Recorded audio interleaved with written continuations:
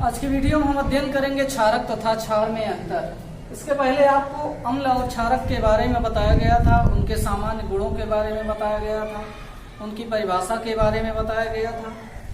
अब इसमें आप एक साथ दोनों चीजें देखेंगे, क्षारक और क्षार, तो आपके दिमाग में कंफ्यूजन आएगा कि आखिर क्या क्षारक और क्षार में कोई अंतर होता है या दोनों ही सेम नाम, एक दूसरे से मिलते जुलते हैं, दोनों एक जैसे। तो दोनों के गुण भी एक जैसे होते हैं, लेकिन एक छोटा सा अंतर दोनों को क्षारक और क्षार अलग अलग कर देता है। यानी कि किसको आप क्षारक कहेंगे और किसको क्षार कहेंगे, या क्षारक को क्षार कहा जा सकता है कि नहीं, या क्षार को क्षारक कहा जा सकता है कि नहीं, वो इससे आपको अंतर स्पष्ट हो जाएगा। तो इस प्रकार से हम देखेंगे कि क्षारक और क्षार में क्या अंतर है। परिभाषा में आपको बताया जा चुका है, लेकिन यहाँ पर मूल रूप से आपको अंतर देखना है कि किसको आप क्षारक कह सकते हैं और किसको क्षार कह सकते हैं। तो इसके पहले ही आपको बताया गया है अम्ल और क्षार के सामान्य गुणों के बारे में कि अम्ल जो होते हैं स्वाद में खट्टे होते हैं, क्षार जो होते हैं इनका स्वाद तीखा कड़वा होता है, कसैला होता है। और फिर कुछ परिभाषाएं भी बताई गई हैं लॉरी ब्रॉन्स्टेड लुईस के अनुसार, और आपका जो सर्वमान्य परिभाषा थी, सबसे बड़ी परिभाषा, उसमें बताया गया था कि जो जल में घुलकर H+ आयन उत्पन्न करते हैं, OH- आयन उत्पन्न करते हैं। अम्ल या क्षार की परिभाषा या प्रोटॉन दाता प्रोटॉन ग्राही के आधार पे, इलेक्ट्रॉन युग्म के आधार पे, ये सारी परिभाषाएं आपको बताई जा चुकी हैं। तो यहाँ पर केवल आपको अंतर ये देखना है कि क्या क्षारक है और क्या क्षार है। तो ये बता दिया जाए कि गुण दोनों के सामान्य गुण जो होते हैं वो एक ही जैसे होते हैं। जल में विलेयता के आधार पर, यानी जल में विलेयता के आधार पर कौन किस प्रकार से जल में विलेय है, इस आधार पे हम ये अनुमान लगाते हैं या पता चलता है कि कौन सा क्षारक है और कौन सा क्षार है। तो जो क्षारक होते हैं वो जल में विलेय नहीं होते हैं, लेकिन जितने भी क्षार होते हैं जब हम उनको जल में डालते हैं तो वो आसानी से जल में घुल जाता है। उदाहरण के लिए NaOH सोडियम हाइड्रोक्साइड, जो सोडियम क्लोराइड के गुणों जैसा होता है, यानी आसानी से सोडियम का लवण जिस प्रकार से नमक घुल जाता है, उसी प्रकार से सोडियम हाइड्रोक्साइड पोटेशियम हाइड्रोक्साइड भी घुल जाता है। तो यानी कि NaOH KOH ये सब क्या है, जल में विलेय हैं।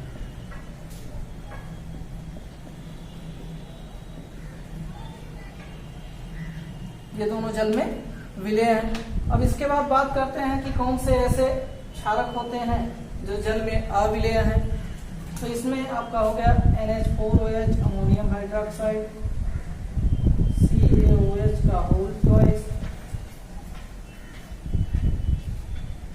या फिर Mg,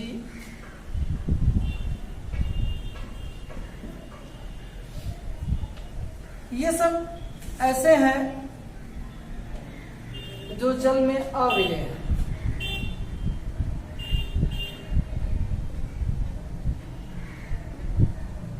जल में अविलेय है, यानी कि ये जल में सभी आसानी से, क्योंकि NaOH और KOH ने अभी बताया कि परिभाषा के अनुसार कि NaOH और KOH जल में विलेय है, और ये NH4OH CaOH2 MgOH2 ये सब जल में अविलेय हैं। और ऐसे क्षारक जो जल में विलेय होते हैं इनको आप क्षार भी कह सकते हैं।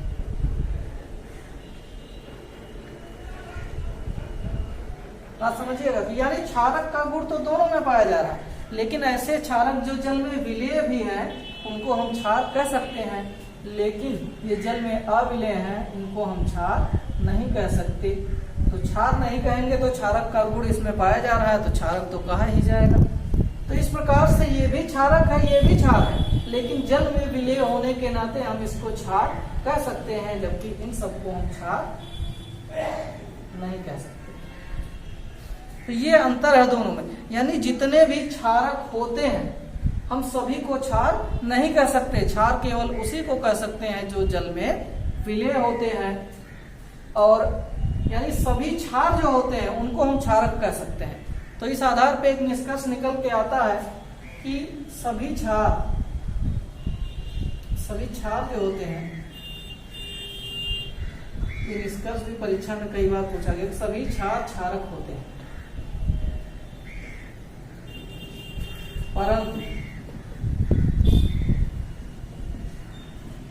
परंतु सभी क्षारक क्षार नहीं है।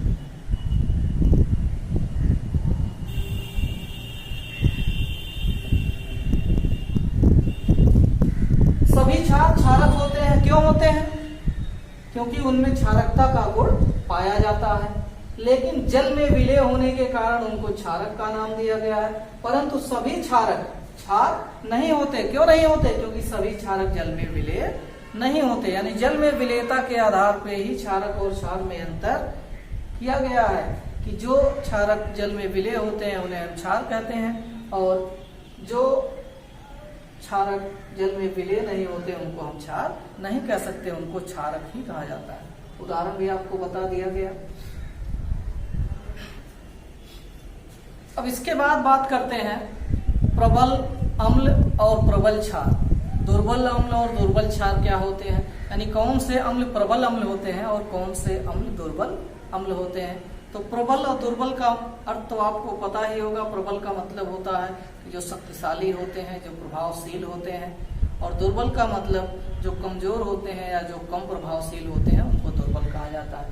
तो किस आधार पे अम्लों को प्रबल और दुर्बल में, क्षारकों को प्रबल और दुर्बल में बांटा गया है, ये हम देखेंगे। कि सबसे पहले देखते हैं प्रबल अम्ल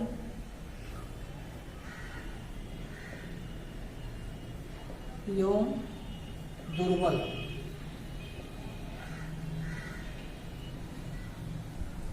प्रबल अम्ल एवं दुर्बल यानी strong acid and weak acid.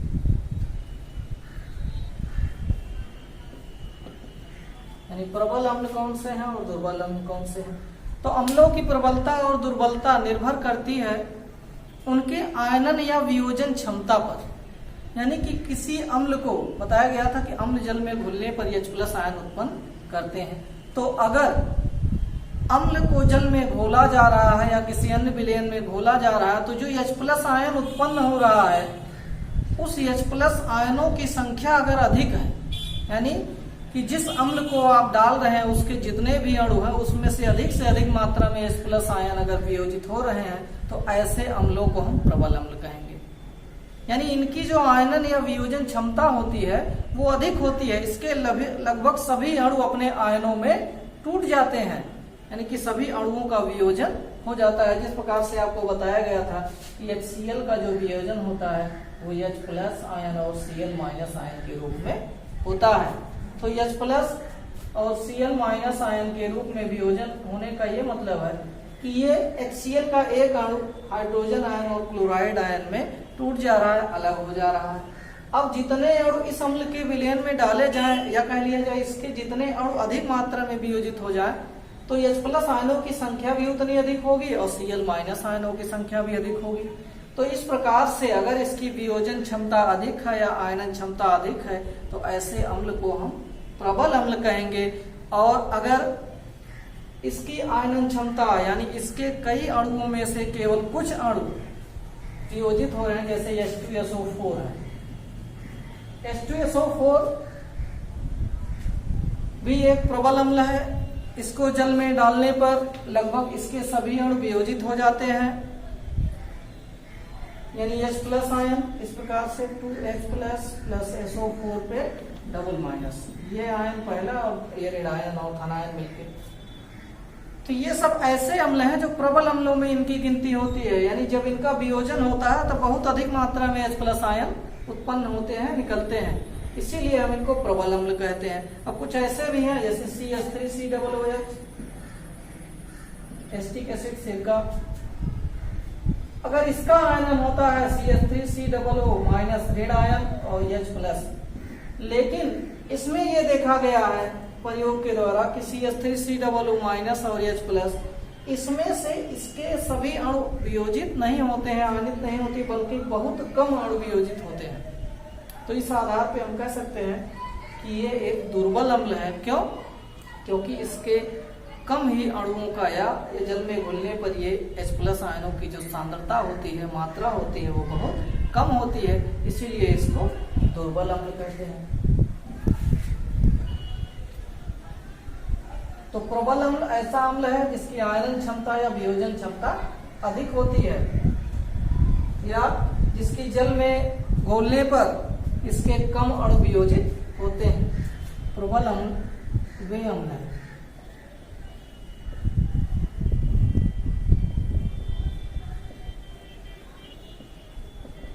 जिनके जलीय विलयन में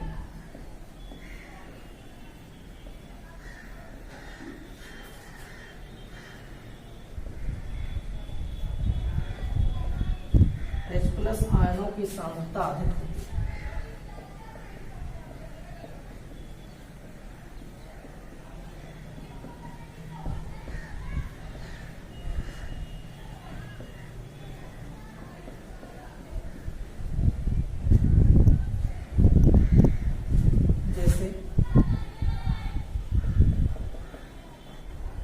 HCl,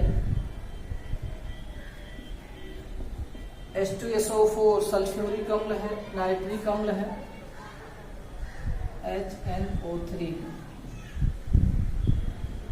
ये सब प्रबल अम्ल के अंतर्गत आते हैं। और इसी के साथ साथ दुर्बल अम्ल अगर हम देख लें, दुर्बल अम्ल वे अम्ल हैं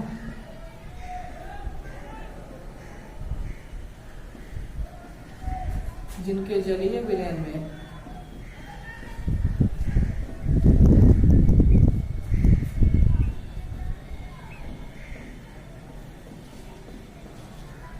H+ आयनों की सांद्रता बहुत कम होती है।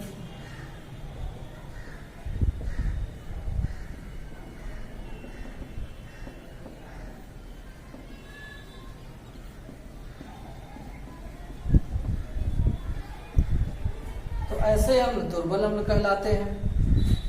इसके भी उदाहरण हैं, जैसे CH3COOH है, एसिटिक एसिड है, ये एक प्रकार का दुर्बल अम्ल है। H2CO3 है,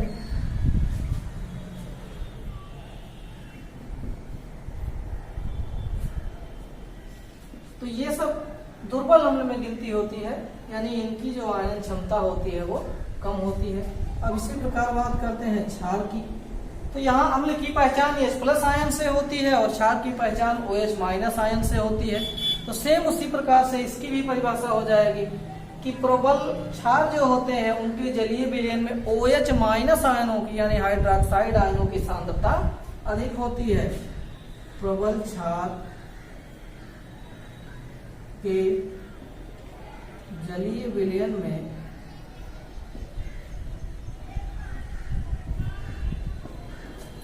OH- आयनों की सांद्रता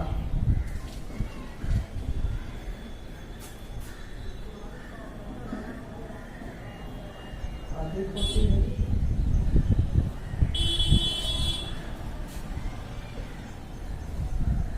जबकि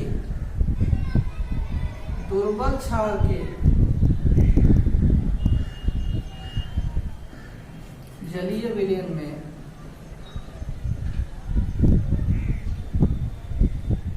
जब इसको जल में घोलेंगे तो OH- आयनों की सांद्रता कम होगी।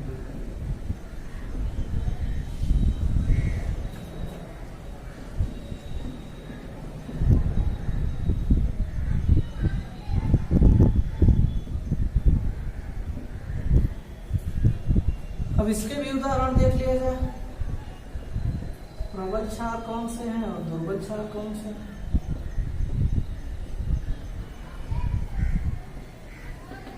यानी कि प्रबल क्षार के जलीय विलयन में OH- आयनों की सांद्रता अधिक और दुर्बल क्षार के जलीय विलयन में OH- आयनों की सांद्रता कम होगी, यानी इनके अणुओं का वियोजन या आयनन कम होता है। प्रबल क्षार में आप कहोगे NaOH, KOH, sodium hydroxide, potassium hydroxide, barium BaOH का होल ट्वाइस। ये सब प्रबल क्षार के अंतर्गत आते हैं। अगर बात करें दुर्बल क्षार की, NH4OH CaOH का होल ट्वाइस Cu, और इसके बाद ZnOH का होल ट्वाइस। ये सब गिनती होती है किसमें? दुर्बल क्षार के अंतर्गत। तो इस प्रकार से आपको उदाहरण भी याद रखना होगा कि कौन से प्रबल अम्ल हैं, कौन से दुर्बल अम्ल हैं, कौन से प्रबल क्षार हैं और कौन से दुर्बल क्षार हैं। ये प्रबल क्षार और दुर्बल क्षार में आप अंतर बता सकते हैं, यानी जिनकी आयनन क्षमता अधिक है या जिसमें H+ आयनों की सांद्रता अधिक है वो प्रबल अम्ल है, और जिसमें OH- आयनों की सांद्रता अधिक है वो प्रबल क्षार है, और जिसमें सांद्रता कम है या जिनकी आयनन क्षमता कम है वो चाहे दुर्बल अम्ल हो चाहे दुर्बल क्षार हो। उदाहरण भी साथ साथ आपको याद रखना होगा।